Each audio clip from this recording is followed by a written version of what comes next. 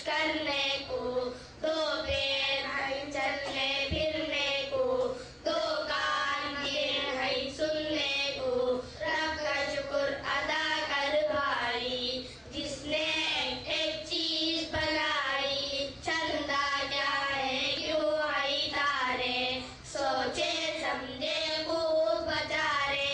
नेको बद को जाने प्यारे, रब का शुक्र अदा कर भाई, जिसने ऐसी अकल बनाई।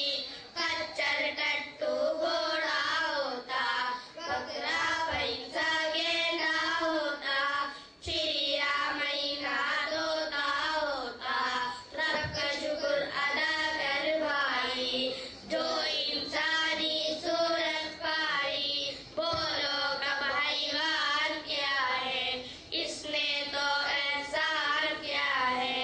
हमको यूं इंसान किया है, रब का शुक्र अदा कर भाई, कितनी अच्छी किस्मत पाई। रब का शुक्र अदा कर भाई, रब का शुक्र अदा कर भाई। अस्सलामु अलैकुम। अब आपके सामने आलिया रफीक अहमद साहब की बेटी ये नखत धारा अच्छा